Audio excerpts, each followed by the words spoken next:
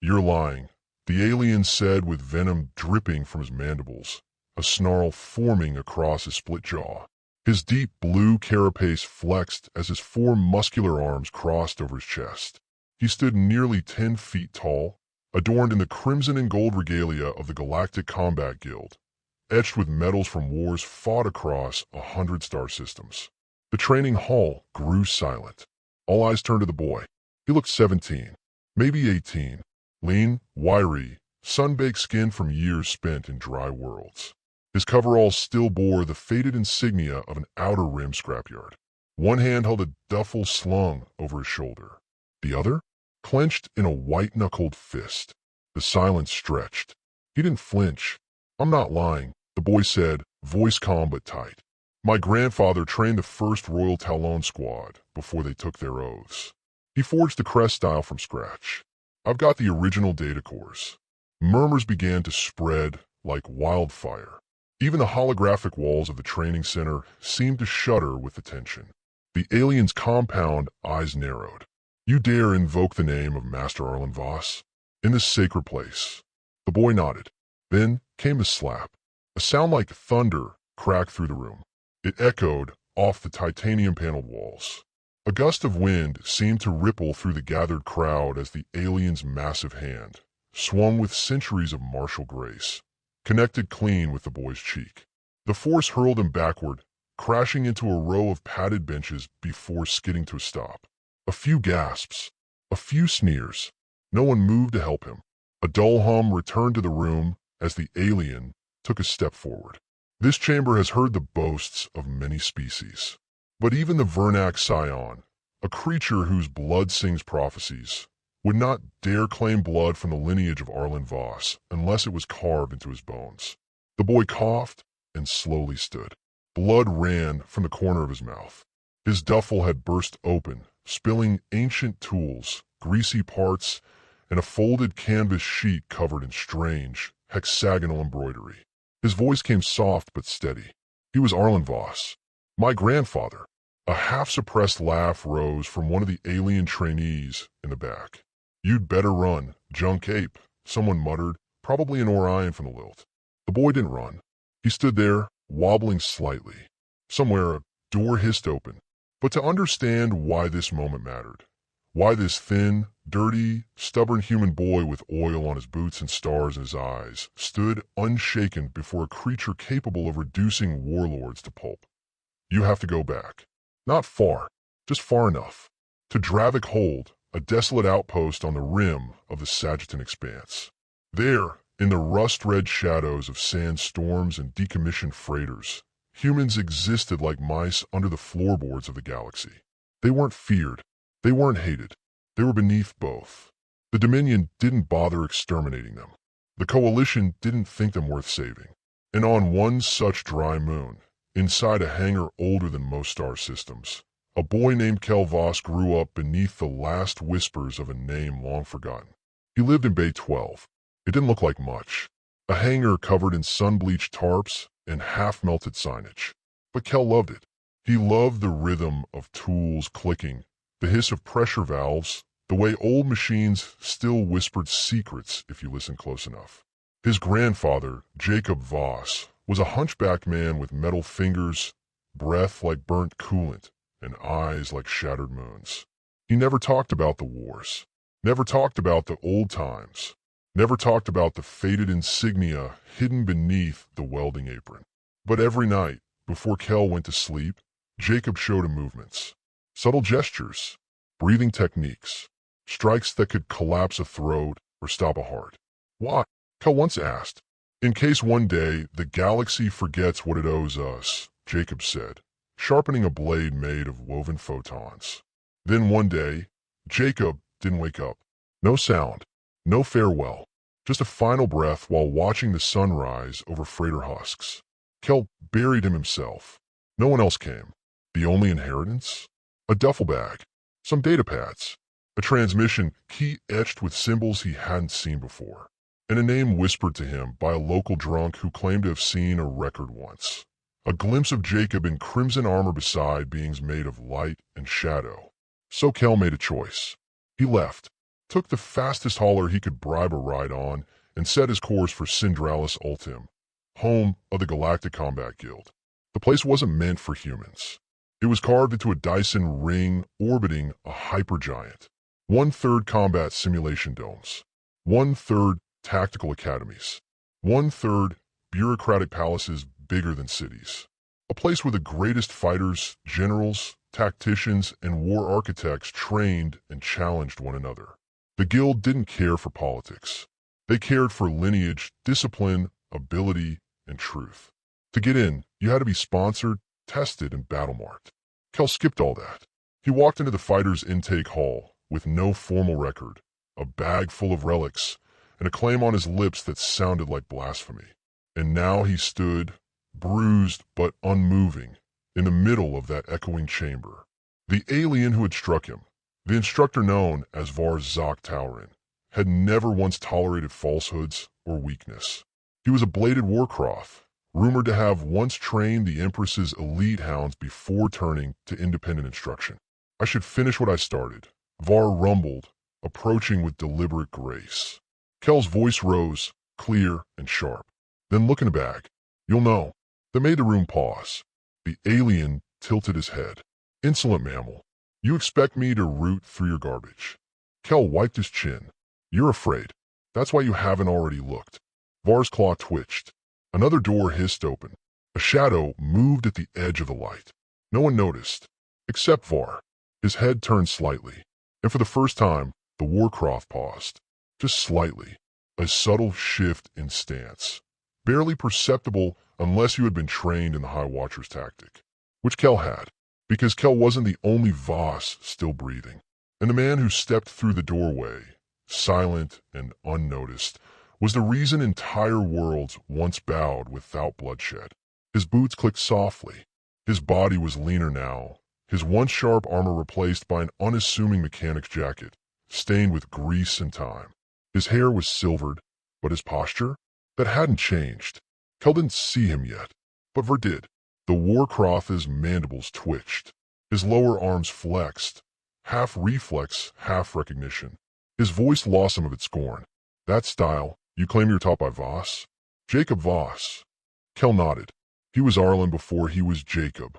Var's eyes widened slightly, and behind them all, the mechanic stepped forward, 1 foot at a time, not toward the boy, toward Var, and the silence that followed was not uncertain. It was reverent. The mechanic didn't move like someone used to attention, but the air changed with every step he took. The soft, precise rhythm of his boots echoed, as if the floor remembered older, heavier footsteps. It wasn't fear that silenced the hall. It was recognition buried too deep to name. Zok Taurin stood utterly still. Kel turned. His breath caught. A tremor passed through him, not from a slap, not from fear, but disbelief. Uncle Run. The man stopped just outside the main circle of the arena. He gave a small nod, but there was no warmth. His gaze wasn't on Kel. It was locked on Var. I heard you were dead, Var said quietly. Burned alive on Jekker during the siege. I was, but I got better. The mechanic gave a one-shouldered shrug, then walked toward Kel, who still looked stunned. You're not a mechanic, Var said. I'm whatever I have to be. Run crouched by the duffel bag, hands moving gently across the scattered items. He didn't need to dig. He picked out a flat, worn hex chip carved in Vossian bronze. The moment it touched his fingers, the lights above flickered. Symbols etched into the walls pulsed once, faintly. Then again, a deeper hum stirred in the floor, like something ancient and sleeping had just opened one eye. Kel whispered, You kept it. Rin looked up. Of course I did. Do you know what this is? Kel nodded. Grandfather called it the seed. He said it could make ghosts walk. It could do more than that. Or step closer, voice low. If that's real, if that's truly the core memory seed of Arlen Voss, then this boy is not lying. But it still does not make him ready. He doesn't have to be ready, Ren said, standing. He just has to survive. Kel staggered to his feet, face still burning, but heart thundering with something hot and electric. What do you mean? Ren looked at him. You stepped into the guild unmarked, untested, and made a blood claim in the sacred combat chamber. That means challenge protocol is now in effect. A ripple went through the audience. Kel's voice cracked. Challenge. Var nodded, looming over him once more. You invoked a lineage tied to the royal talons, in front of ranking instructors, within a certified guild hall. You have two options: surrender the claim and be banished, or prove your words in battle. And if I fight? Kel asked. You'll die, Verse said simply. But you'll die with honor, Ren added, and they'll know you told the truth. Kel's throat fell dry. Before he could speak, the main lights dimmed. A series of floating, iridescent glyphs appeared in the air above them. Old Varnathi script, automated by the hall's AI. Challenge accepted. Voss, KL versus Initiator Zok, TLREN. Blood lineage claimed. Descendant of Arlen Voss. Witness required. Present. Second required. Present. Arena lock initiated. A mechanical thrum filled the air as the chamber retracted its benches, expanding into a full-scale ring. Barriers activated along the walls, translucent but unbreakable. Observation drones unfolded from the ceiling like mechanical birds, adjusting their optics. Ren leaned in close to Kel. You have maybe 5 minutes before it starts. You're not going to beat him, but you can show them. Kel looked up, still stunned. Why now? Why didn't you come before? Because I had to make sure you'd walk into this by choice, just like your grandfather did. Kel stared into his uncle's eyes and saw the truth. The sadness, the pride, the weight of bloodlines and legends. I don't know if I can do this, he whispered. You can. Just survive. Let them see that the old style isn't dead. Var stood on the far end now, stretching his massive arms with coiled grace. His muscles shifted under glistening chitin like cables of compressed fury. A door opened, and in walked someone Kel hadn't expected. She was human, barely. Her left arm was mechanical, her right eye cybernetic. Her flight suit bore a sigil he recognized from a half-burned book back on Dravikhold. The Crimson Spiral. Kel Voss, she asked, stepping into the ring as a designated witness. Kel nodded, confused. She saluted him, crisp and precise.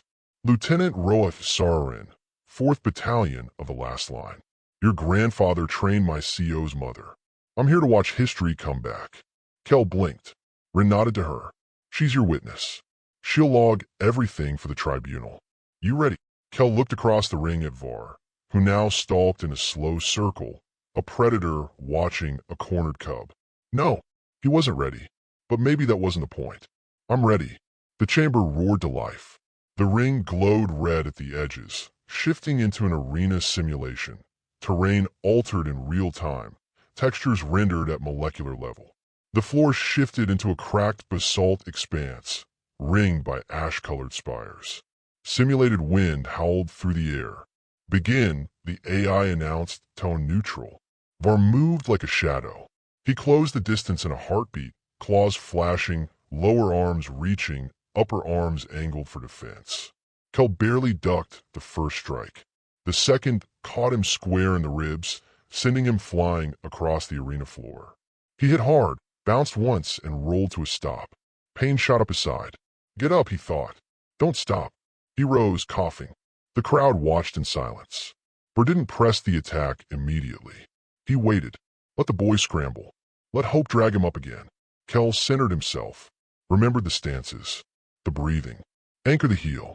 Lead with the inner hand. Flow, don't force. The strike is not the kill. The strike is the invitation. He whispered the mantras, and then moved. It wasn't much. Just a dodge, then a redirect. He guided Var's next strike just slightly off course, using the enemy's momentum to shift his stance. Then he landed a palm strike to the inner elbow. A small move, but it made Var stumble. Gasps rippled through the audience. The alien's eyes widened. That was Crest Form 3. Defensive Wave Pivot. Kel didn't speak. He just slipped back into the stance again. Var's smile widened, full of jagged teeth. This might be fun after all. The battle continued. Kel didn't win. He couldn't. But he adapted. With every blow, he remembered more. Every feint, every strike, every evasive motion locked in, as if his bones had held the knowledge all along. Rin watched silently. Roa began murmuring into a wrist mic, documenting every move. Some of the trainees started leaning forward, captivated. And then it happened. Kel blocked a downward strike and spun into a slide kick, catching Var's leg just as the alien shifted his weight. Var dropped to a knee. Kel lunged. Their palms met, and a shockwave erupted. The glyphs in the air blinked violently. One of the ceiling drones exploded. Everyone froze. The arena sensors pulsed red. Genetic signature match confirmed. Voss-style active core reawakened. Accessing locked combat registry. Rin's face went pale. Kel stepped back. Now, but it was too late. From the center of the arena, where their palms had struck, a pedestal emerged.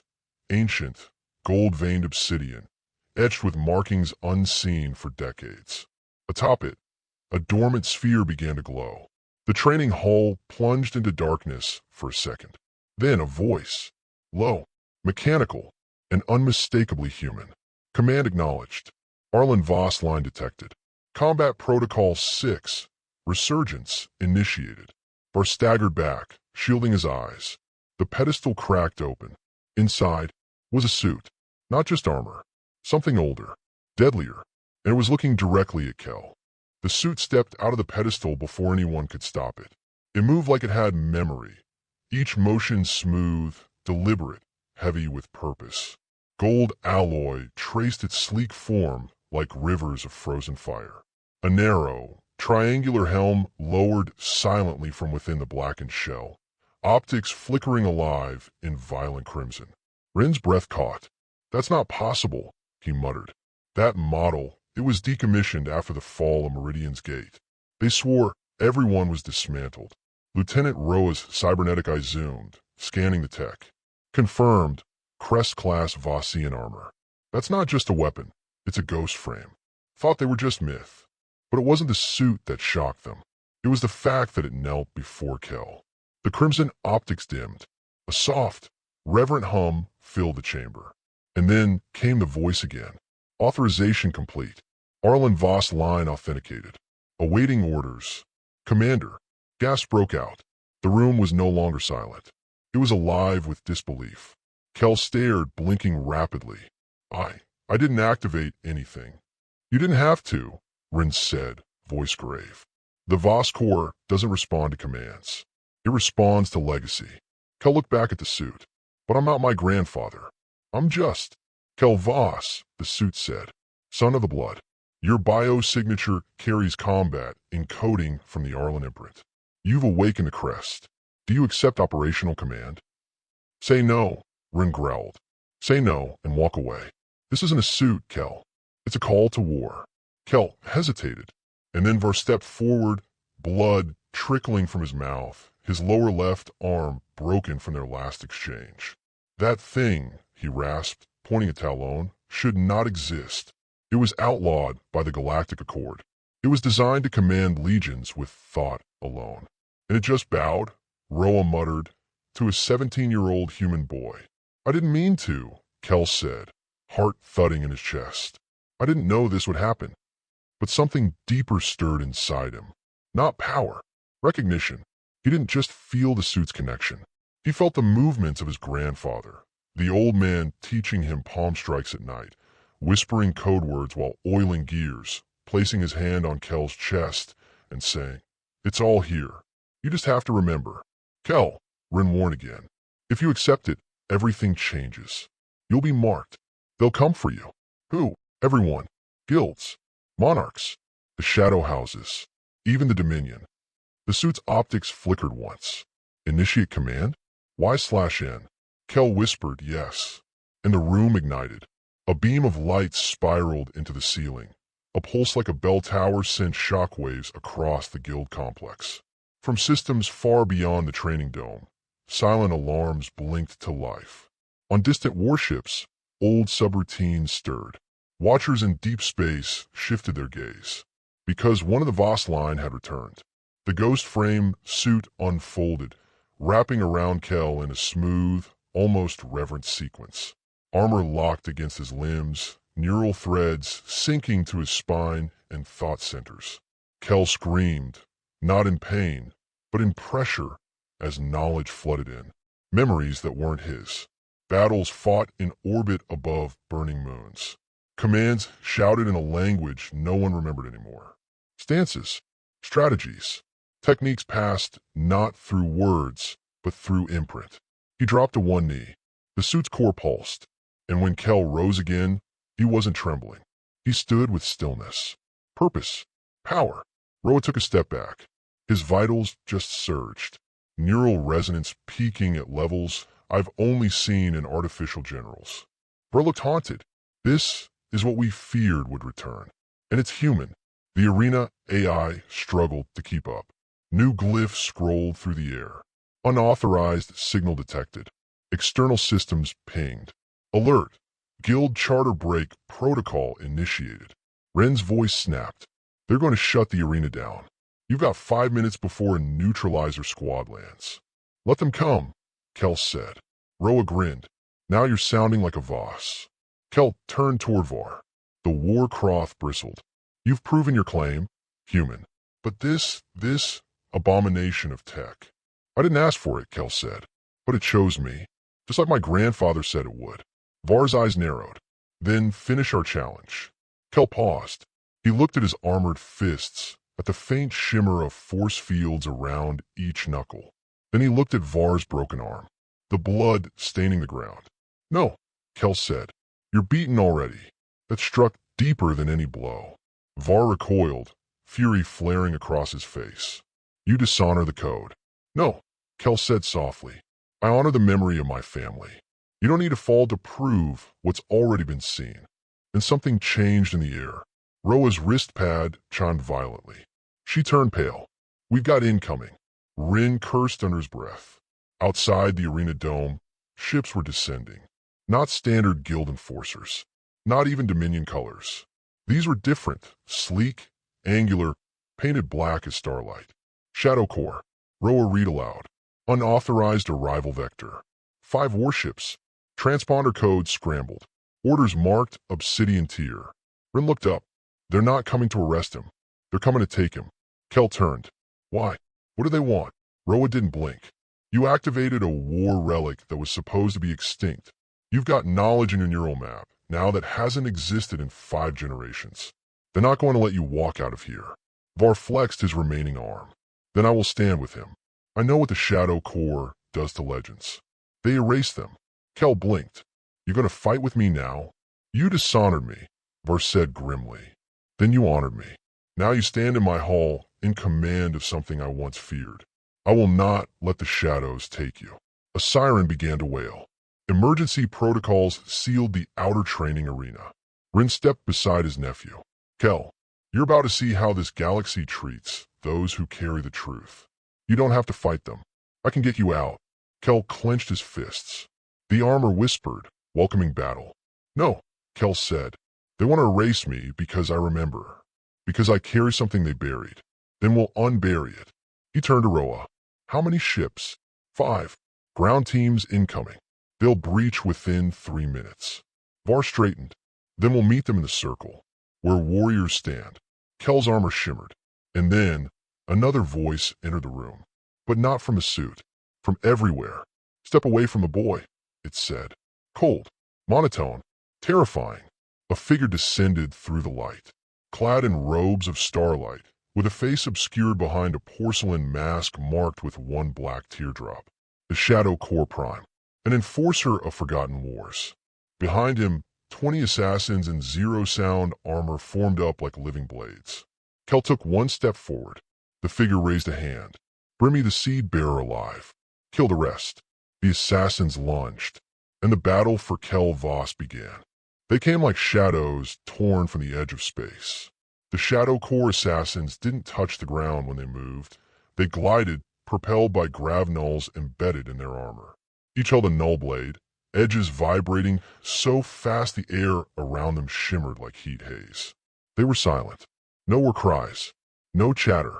Just cold precision. Kel barely had time to shift in his stance before the first one was on him. His suit reacted faster than thought. The ghost frame deflected the blade with a shimmering forearm shield and responded with a brutal counterpunch. The assassin staggered, his faceless mask cracking as he fell, but another two filled the space instantly. Kel twisted, ducked low, and struck in an arcing sweep, crescent form 8. He didn't remember learning it, but his body did. The momentum was pure instinct, every motion echoing a discipline long buried in blood and legend. Ren joined the fray beside him, wielding twin plasma cutters drawn from beneath his coat. He moved like a man who'd spent years fighting things no one wrote songs about. Precise, efficient, merciless. To their left, Var roared and slammed into the nearest assassin with all four arms. Metal shattered under his fists. He didn't use weapons. He was the weapon. Roa pulled a scattergun from her spine rig and fired point blank at an approaching enemy. The blast ripped the attacker in half, sending flaming armor chunks skittering across the arena floor. But for every one they dropped, another rose. The Shadow Prime stood behind them all, unmoving, observing, waiting. Its voice echoed again, calm and cruel. Resistance is data. The Sea Bearer will tire. The suit will consume. Kel could feel the weight already. The ghost frame amplified his speed and reflexes, but it drew from him his memories, his adrenaline, his soul. With every strike, it pulsed harder, feeding him knowledge, using his brain like a processor. He was running on borrowed fire. I can't keep this up. 3 assassins struck together. Kel blocked one, dodged another, but the third slashed across his side. Sparks flew. Pain bloomed. The suit sealed the wound instantly, but he screamed anyway. Rin caught him. They're trying to overload your mind. You have to let the suit share the load. Ow! Let it connect. Stop fighting alone. Kel hesitated, then closed his eyes, and the floodgates broke. In that instant, his mind wasn't alone anymore. He was in a corridor of light, like a dream, but solid. Memories raced past him. Battles. Faces. Shouts in ancient tongues. Hundreds, no, thousands of past Voss commanders. And one stood before them all. Arlen Voss. His grandfather. Tall. Calm. Wearing the very same ghost frame. I knew you'd find it, the echo said. Kel couldn't speak. You don't need to be me, the echo continued. You just need to remember who you are, and let us fight with you. Kel whispered, how? Give us your pain. Kel extended his hand, and when his eyes opened, the suit changed. Not physically, but visibly.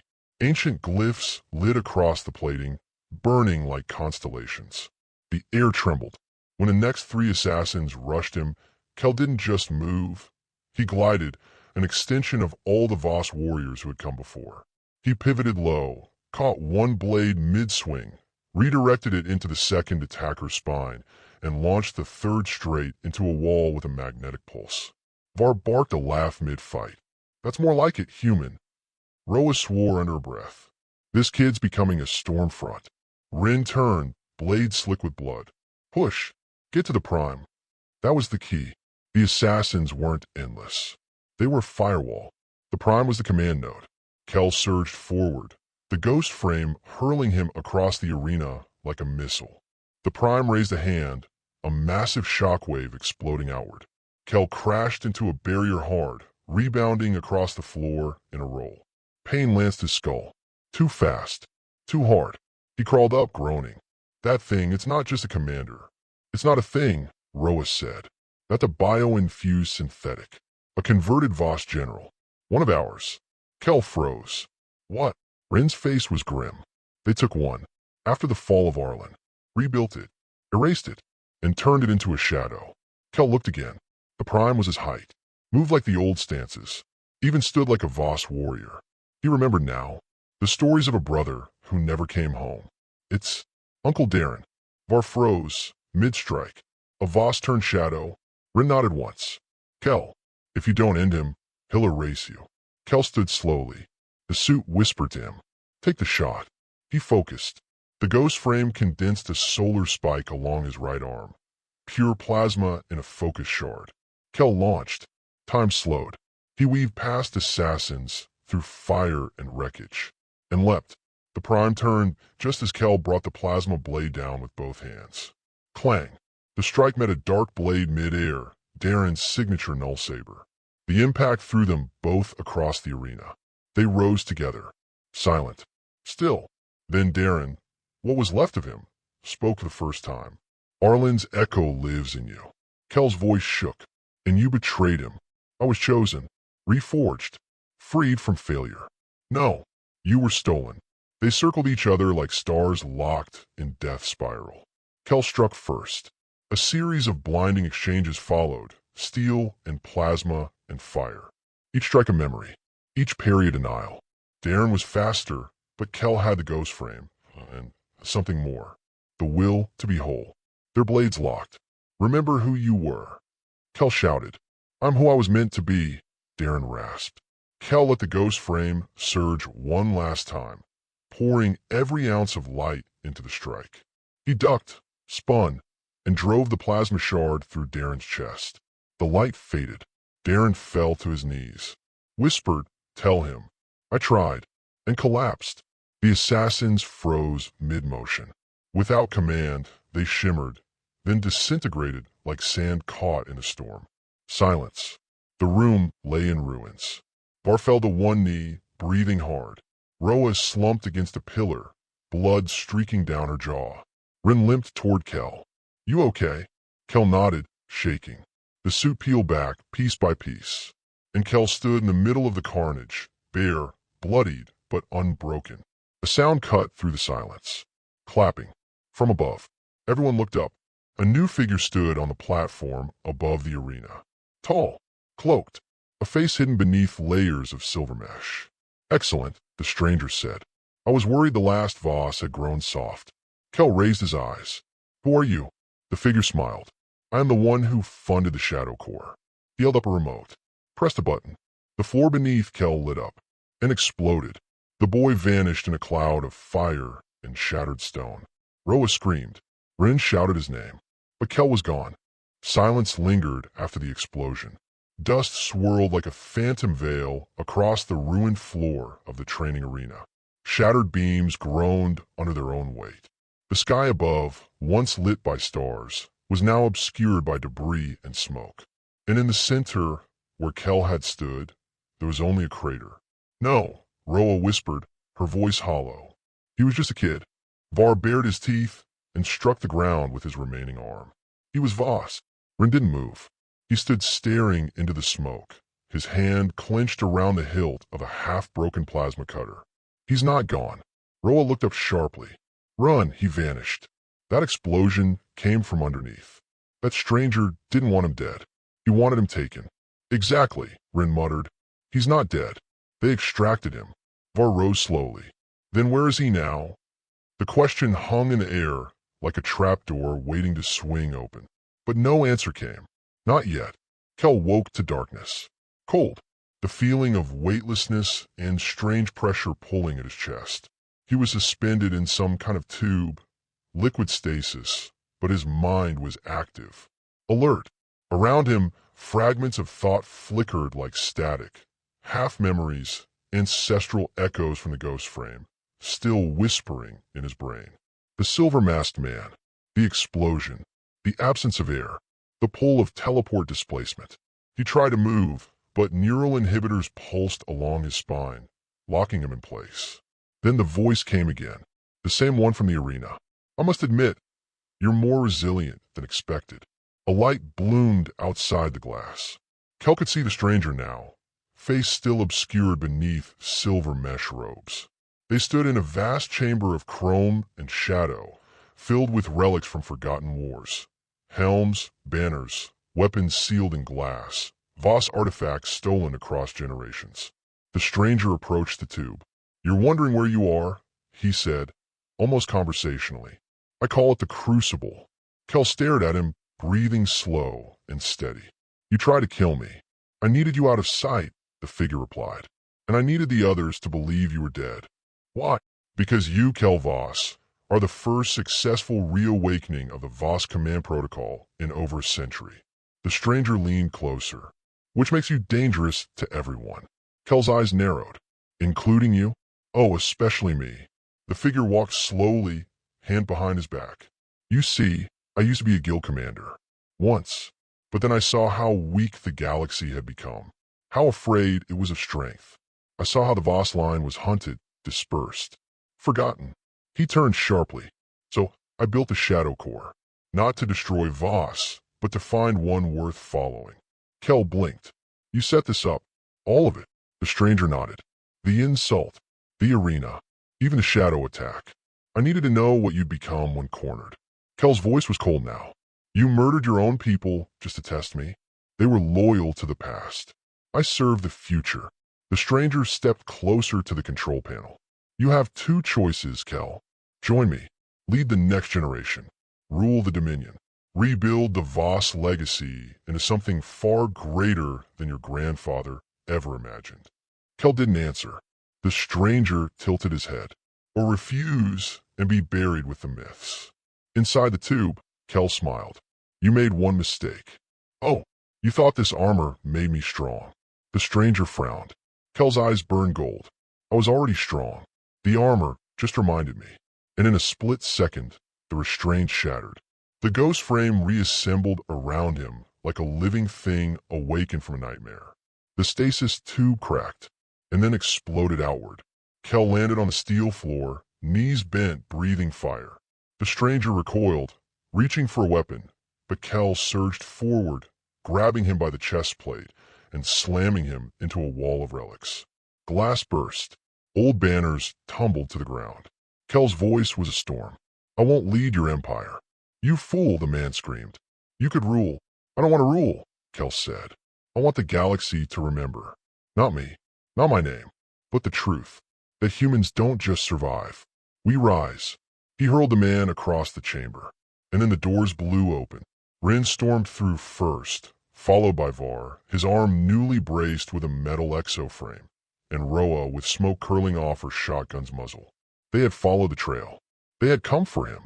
You took your time, Kel said. Rin grinned. Traffic was hell. Roa aimed at the stranger. Want me to vaporize him? But Kel was already stepping back. No, he said. The galaxy should see what cowards build in shadows. Let him live. Var kicked the man once for good measure. Kel looked around. The chamber was collapsing. Fissures cracked through the walls. The stranger screamed as he crawled away. No, you don't understand. There's more coming. The others, they'll know you've awakened. Kel turned. Let them come. Rin put a hand on Kel's shoulder. What now? Kel exhaled, long and hard. We go public. We show them the truth. That Arlen's legacy didn't end. That Voss isn't dead. Roa raised a brow. You want a war? Kel's eyes flashed. I want a reckoning. The ceiling exploded as they fled, debris raining down behind them. They boarded Roa's stolen shuttle, escaped through a narrow slipstream corridor, and vanished into hyperspace. Behind them, the crucible burned, and something stirred deeper. Beneath it, far beneath, in a vault that hadn't been opened in 200 years. A second ghost frame suit powered on. Optics blinked once, then again, and from within the vault, a voice whispered. Authorization detected. Secondary protocol. Awaken the Forgeborn. 5 years later, the galaxy no longer looked the same. The Dominion's banners still fluttered on bureaucratic worlds, but they were faded, tattered, not by war but by memory. The Shadow Corps had vanished, exposed for what they were, a program not of security but of suppression. Their stations fell like old statues, hollow and ashamed. And at the center of it all was a name that wouldn't fade. Kel Voss. They called him many things now. The Reclaimer, the Ghost of Firesteel, the Last General, and in some systems, simply human. It wasn't meant as a race descriptor anymore. It was a title, a way of identifying something impossible. A spark in the void, a warning that, even if you buried a species, something could still claw its way out of the dirt, armored in history, and strike back. Humanity, once scattered and silent, had found a voice again, and it echoed. Across the mid-reach sectors, oppressed species began to push back against their overseers. Quietly at first, refusing orders, tampering with tracking tags, painting Voss symbols on the ceilings where only drones would see them. Then came the protests, the boycotts, and then the uprisings. They didn't ask for human weapons. They asked for human principles. Roa, now a diplomat in the rogue assembly of free systems, traveled between fractured worlds, sharing footage of Kel's battle against the Shadow Prime. Footage that had gone viral across Blackwave channels and underground networks. Not just as spectacle, but as evidence. Look, she said in a speech on Temera 4, standing before 1,000,000 gathered species. He didn't just fight for humans. He fought for anyone who had been told to stay down. Var returned to his homeworld, a jungle moon where his people had been broken long ago by Dominion biolabs. He wasn't just a warrior now, he was a liberator. He taught the Voss stances to anyone willing to learn, not as weapons, but as philosophies. Hold your center, he growled to a field of younglings. A Voss doesn't chase war. He holds ground until war realizes it cannot win. Ren? Ren disappeared. Some say he returned to the deep void between galaxies, chasing shadows that hadn't yet been burned out. Others claimed he took on a new name and trained others in secret, the way Voss warriors once did, hidden in the wild, whispering wisdom through fire and smoke. As for Kel, he didn't become a ruler. He didn't want to. He never took a throne, never built a capital, never formed a new empire. Instead, he walked, across worlds ruined by the Dominion, through cities that had forgotten what rebellion looked like, through craters where only bones remembered resistance. He walked with a forge kit on his back and a ghost frame under his coat. And where he walked, things changed. He helped repair old stations. He fixed grav lifts for free. He saved a child from a malfunctioning loader on some backwater mine planet. He never gave his name, but the whisper always followed. I think that was him. It looked like the human. He left a spark behind, on the shattered remains of the Crucible, now reclaimed and converted into a museum. A single quote was carved into obsidian near the entrance. Strength doesn't come from armor. It comes from remembrance. Kel Voss. Inside, beneath a protective dome, sat the original ghost frame, deactivated and silent. Not as a weapon, as a monument. Children from dozens of species would place their palms against the glass, try to imagine what it felt like to wear it, not just the metal, but the memory. One child, a Galaxian with wide green eyes, asked the tour guide, "Will he ever come back?" The guide smiled. He never left. We just stopped listening. But not everything was peaceful. In deep space, far from hyperspace lanes and star charts, something stirred. The Crucible's destruction had triggered more than rebellion. The vault beneath it had been breached, and the second ghost frame, the one that whispered awaken the Forgeborn, had vanished. Entire outposts near that region went dark. In some places, Dominion loyalists found themselves ambushed by enemies who moved like Voss but wore no insignia.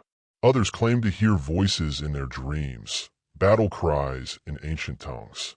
A rumor grew, burning through the galaxy like lightning through dry leaves, that another force had awakened. Not a hero, not a savior, but a remnant. A faction born from the forges of war, designed by Arlen Voss himself, kept dormant until a true Voss reactivated the codes.